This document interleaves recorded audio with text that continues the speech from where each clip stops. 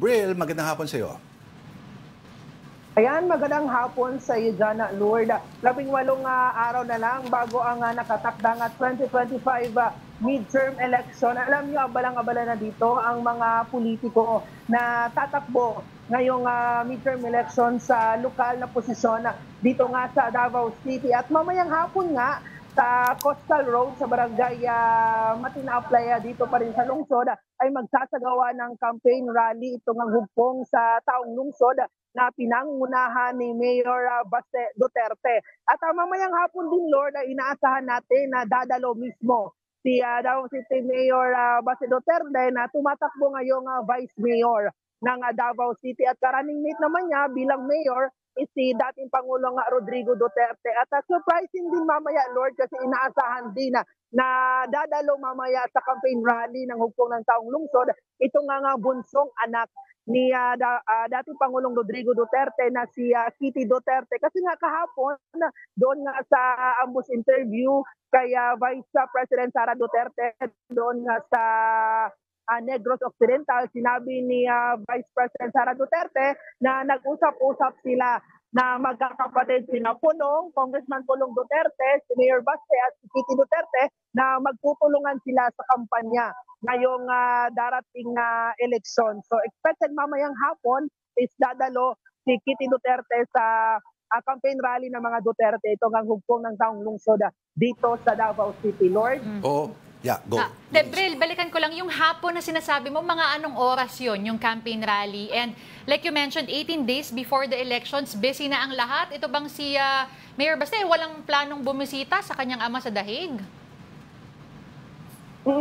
Alam mo, Denise, no, tama ka nga dyan. Ngayong hapon nga, mga 4:30, mag-start ang campaign rally ng hugpong sa taong lungsod dito nga sa Coastal Road. So, unang magsasalita ang mga pambato ng mga tatakbong councilors ng hugpong sa taong lungsod. And next dyan, is itong Vice Mayor, si Mayor Baste Duterte na tatakbong Vice Mayor. So expected na mga alas 6 ng gabi darating si Davao City Mayor Baste Duterte sa pagtitipon at ito nga si Kitty Duterte. And speaking of Mayor Baste, sabi nga ni Vice President Sara Duterte at maging ni Congressman Pulong Duterte na nandun ngayon sa The Hague si Congressman Pulong Duterte na expected na babalik doon sa The Hague, ito nga si Vice President Sara Duterte pagkatapos ng eleksyon. Maging si Davao City Mayor Baste Duterte ay bibisita doon sa The Hague sa kanyang amang former President Rodrigo Duterte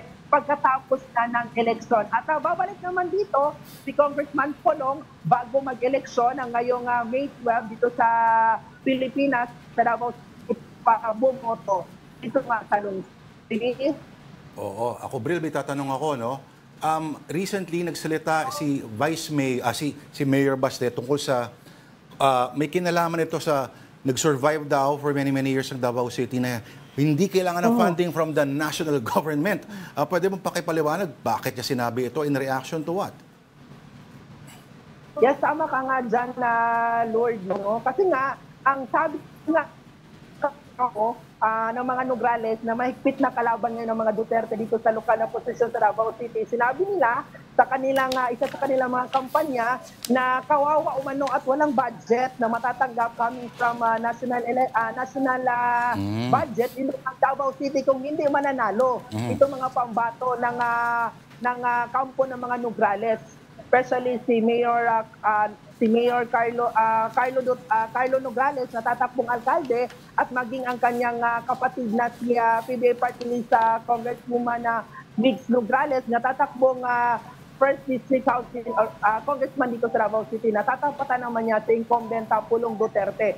So yun yung paliwanag ni Mayor Baste na sabi niya hindi daw umano kailangan ng local government unit ng Davao City ng budget, karadagang budget o hihingi ng tulong sa national kasi nga sufficient umano ang mga ira dito, ang mga fundings dito ng Davao City kasi nga maraming establishment dito and yung ang budget umano ng Davao City billion at swak siya para ma-sustain itong ang operation ng LGU dito sa Davao City. And in fact, pag may mga pag may mga calamity sa ibang bansa, nagbibigay din ng donation in terms of in-kind and in money, ito nga local government unit of Davao. So walang ikabahala umano kung walang budget coming from national, ang Davao City, kung mananalo ang mga Duterte, kasi alam naman natin na mahidwaan ang administrasyon at mga Duterte. Expected umano sa kampo ng mga Duterte dito na medyo ginigipit yung mga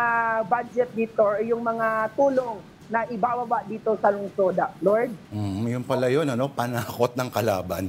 No, sige, pag nanalo sila, wala tayong funding mula sa national government.